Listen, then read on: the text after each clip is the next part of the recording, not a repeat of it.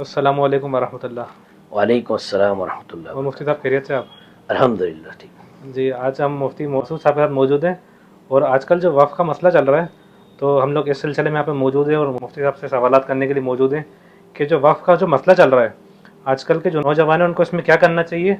और सबसे बड़ी चीज़ ये है कि आजकल के जो नौजवान हैं उनको वक्फ़ का मतलब ही नहीं पता कि वक्फ़ का मतलब क्या होता है।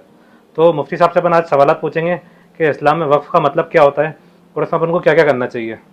वक्फ अरबी ज़ुबान का लफ्ज़ है, अरबी लैंग्वेज का एक वर्ड है।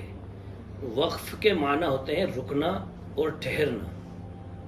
वक्फ में देने वाले की जो नीयत होती है वो ये होनी चाहिए कि मैं जो चीज़ अल्लाह के रास्ते में दे रहा हूँ उसके अंदर, जैसे उसने मकान दिया, कोई दुकान दी, कोई प्रॉपर्टी दे दी, तो उसका जो किराया आएगा, उसकी जो आमदनी आएगी, वो मुसलमानों के तरक्की में और उनकी इबादत गाहों में और उनके किसी पढ़ने के किसी ख़ास इदारे में या उनकी फलाह में, तरक्की में उसका इस्तेमाल किया जाएगा। और वक्फ़ में कोई भी चीज़, ऐसी चीज़ वक्फ़ की जाती है जो मनक़ूला यानी मुंतकिल नहीं होती है, जिसको कि हम ये कहें कि ट्रांसफ़र नहीं हो सकता, उसका यहाँ से वहाँ ले जाई नहीं जा सकती। और वक्फ़ की प्रॉपर्टी किसी के नाम पे भी ट्रांसफ़र नहीं की जा सकती। इसके अंदर ये ख़ास चीज़ें हैं। वक्फ़ जो है आम तौर पर जो भी बंदा करता है वो कुछ चीज़ें होती हैं, जैसे कि कोई ज़मीन किसी ने वक्फ़ कर दी और उसमें मस्जिद, मदरसा या उसमें ज़रूरत के मुताबिक ईदगाह बना दी गई। तो ज़्यादातर जो है अक्सर वक्फ़ की प्रॉपर्टीज़ ईदगाह, मस्जिद और सराय इस किस्म की शक्लों में ही मौजूद हैं। आज हिंदुस्तान में हम जहाँ भी जाएंगे देखेंगे तो आप देखिए बड़ी बड़ी ईदगाहें हैं, जैसे हमारे भोपाल में ये जो ईदगाह है, और platform, railway station platform number 1 पर सराय सिकंदरी मौजूद है, लक्ष्मी टाकिस पर सराय है। आज जो है 6 नंबर जो प्लेटफार्म बन गया है वहाँ पर भी एक सराय हुआ करती थी, उसमें अभी साइकिल स्टैंड और मोटरसाइकिल स्टैंड बना दिया गया था कुछ टाइम पहले। तो ये सब चीज़ें किसी ज़माने में नवाबी दौर में वक्फ़ की गई हैं। और वक्फ़ की जो प्रॉपर्टी होती है, अगर किसी शख्स ने उसको वक्फ़ कर दिया तो वक्फ़ कर देने के बाद वो चीज़ लाइफ टाइम के लिए वक्फ़ हो गई है। अब वो पूरी ज़िंदगी उस चीज़ को वापस नहीं ले सकता। वक्फ़ किसी बंदे ने कर दिया, उसका इंतकाल हो गया, उसके इंतकाल के बाद अगर उसके वरसा यानी उसके बच्चे और उसकी औलादें और उसकी बीवी ये चाहें कि वो उनको विरासत में मिल जाए तो ये भी मुमकिन नहीं है। विरासत में भी वक्फ़ की चीज़ नहीं दी जाएगी। और वक्फ़ की चीज़ अगर कोई शख्स चाहे कि मैं ख़रीद लूँ, और कोई बंदा जो वक्फ़ पर कब्ज़ा करके बैठा हुआ है वो चाहे कि मैं बेच दूँ, तो उसको न ख़रीदा जा सकता है और ना ही बेचा जा सकता है। अभी जो इंडियन गवर्नमेंट ने, भारत सरकार ने सर्वे करवाया था 2022 में, तो उसके मुताबिक पता चला है कि वक्फ़ की जो संपत्तियाँ और प्रॉपर्टियाँ हैं हिंदुस्तान भर में, वो तकरीबन 8 लाख से भी ज़्यादा हैं। और उसमें भी सबसे ज़्यादा प्रॉपर्टी वक्फ़ की यूपी के अंदर है, उत्तर प्रदेश में। उसके बाद पंजाब का नंबर बताया है, उसके बाद इन्होंने पश्चिम बंगाल और तमिलनाडु को बताया है। तो ये वक्फ़ की प्रॉपर्टियों के बड़े स्टेट हैं। और हिंदुस्तान गवर्नमेंट ने, क्योंकि वक्फ़ जो है इसके अंदर विवाद हो जाता है, क्योंकि आप ये समझिए कि आपकी खुद की भी अगर कोई प्रॉपर्टी है और 10-5 लोग उसके मालिक हैं तो इसके अंदर विवाद और झगड़े तो होते ही हैं, तो उसको सुलझाया जाता है। ऐसा तो होता नहीं है कि उसको हम पस्से पुश्त डाल दें और कोई उसकी देख रेख करने वाला ना हो।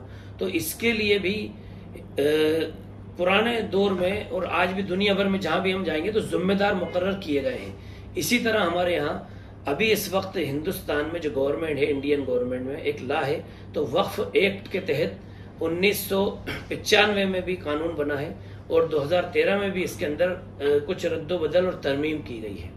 क्योंकि वक्फ खालिस अल्लाह की प्रॉपर्टी है, तो इसके अंदर ये होता है कि कोई भी किराए से कोई दुकान, कोई मकान, कोई प्रॉपर्टी ले लेता है, तो ये पुराने ज़माने से, आज से हम ये समझें कि बेगम सुल्तान जहाँ बेगम जब बेगम बनी उस वक्त भी उन्होंने भी बहुत सारी चीज़ें वक्फ की, तो वो वक्फ की प्रॉपर्टी पे अब तक लोग एक के बाद एक काबिज हैं, किराए के तौर पर उनको दे दी गई थी और उसका किराया उस दौर के हिसाब से ही आज तक चला आ रहा है। तो इसीलिए गवर्नमेंट ने भी जो इसके अंदर हस्तक्षेप किया है, यानी मुदाखलत की है, इंटरफेयर किया है, उसकी सबसे बड़ी वजह यही है कि मुसलमानों ने जुल्म ज़्यादती की, جس کا قبضہ ہو گیا اس نے اپنی ہی چیز سمجھ لی.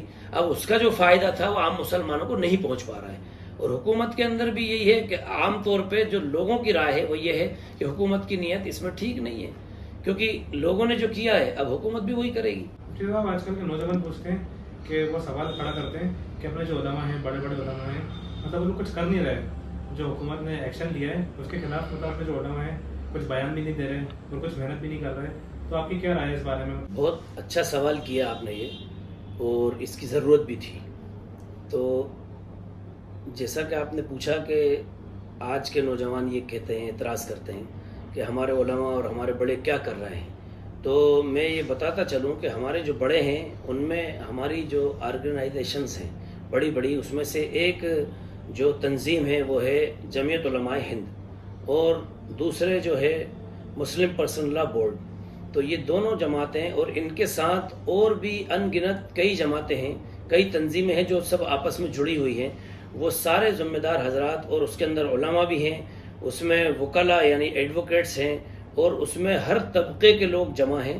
وہ سب ایک پلیٹ فارم پہ جمع ہو کر اس کے خلاف احتجاج بھی کر رہے ہیں، اور کافی اچھے انداز میں وہ ایک لڑائی بھی لڑ رہے ہیں. اور جس طریقے سے ہمارے یہاں ایک قانون ہے اور ہندوستان کا جو نظام ہے اس کو ہم کہتے ہیں کانسٹیٹیوشن یعنی سویدھان. تو سویدھان کو سامنے رکھتے ہوئے ان بزرگوں نے پٹیشن داخل کی ہے ہائی کورٹ کے اندر، اور وہ اپنے طریقے سے اس جنگ کو لڑ رہے ہیں اور اپنی بات گورنمنٹ تک انہوں نے پہنچائی ہے. اور ہندوستان بھر میں جگہ جگہ احتجاج ہوئے ہیں، اس کے لیے جلسے جلوس ہوئے ہیں، کئی پروگرام ہوئے ہیں، چھوٹی چھوٹی اور بڑی بڑی میٹنگیں ہوئی ہیں. تمام لوگوں نے اس کے لیے کوشش کی ہے، اور اس میں سب سے زیادہ بڑھ چڑھ کے نمبر 1 پہ علماء ہی ہیں.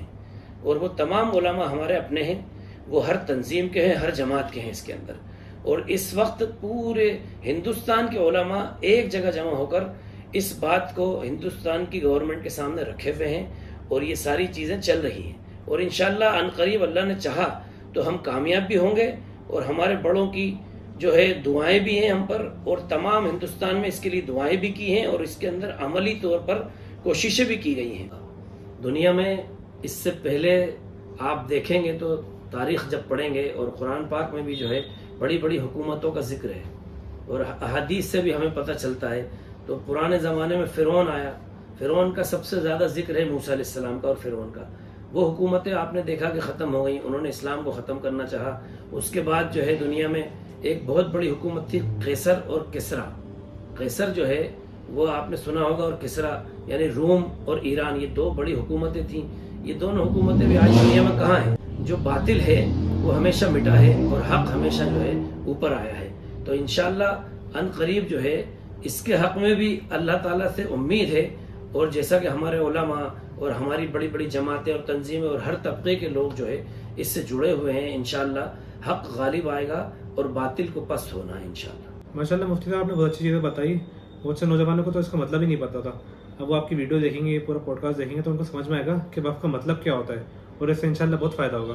اب میں آپ سے پوچھنا چاہتا ہوں کہ جو آج کل کے نوجوان ہیں ان کو کیا کرنا چاہیے وقف کے سلسلے میں؟ ہمارے نوجوانوں کو میں یہ پیغام دینا چاہتا ہوں کہ وہ اس کے اندر صبر کریں، کیونکہ ہمارے جو بڑے ہیں اور بزرگ ہیں وہ اس کے لیے بڑی جدوجہد کر رہے ہیں، محنتیں کر رہے ہیں، کوششیں کر رہے ہیں، اور وہ لوگ سویدھان اور کانسٹیٹیوشن کو سامنے رکھتے ہوئے اس لڑائی کو لڑ رہے ہیں. اس لیے ہمیں ان کی اقتداء اور ان کی پیروی کرنی چاہیے، اور جیسی گائیڈ لائنز اور جیسا انہوں نے ہمیں راستہ دکھایا اس راستے پر ہمیں چلنا چاہیے. بس یہی میں ہمارے نوجوانوں کو پیغام دینا چاہتا ہوں. جزاک اللہ خیر مفتی صاحب، آپ کا بہت بہت شکریہ ہمارے گھر آئے، اور جو آج کل کے نوجوان کے سوالات تھے آپ نے اس کے سارے آنسر دیے، اور جو نوجوان آج کل اعتراض کرتے ہیں آپ نے اس کے بھی جواب دیے. آپ کا بہت بہت شکریہ. اور اس میں آپ لوگوں کو بتانا چاہوں گا کہ ماشاءاللہ مفتی صاحب بھی ہیں، اور اس میں ہمارے چاچو بھی لگتے ہیں. ابھی انشاءاللہ ایسے اور بھی کچھ سوالات ہوں گے تو ہم لوگ آپس میں بیٹھ کے بات چیت کریں گے اور سوالات کریں گے. ضرور انشاءاللہ، کوئی مسئلہ نہیں ہے. جب بھی آپ لوگ کوئی پروگرام بنائیں، کوئی بھی مسئلہ کھڑا ہو، کوئی دینی بات کرنی ہو، کسی مسئلے پر بات کرنی ہو، تو انشاءاللہ ضرور میں جو ہے آپ کی خدمت میں پھر حاضر ہوں. انشاءاللہ آپ ضرور بے جھجک مجھے یاد کریں. انشاءاللہ.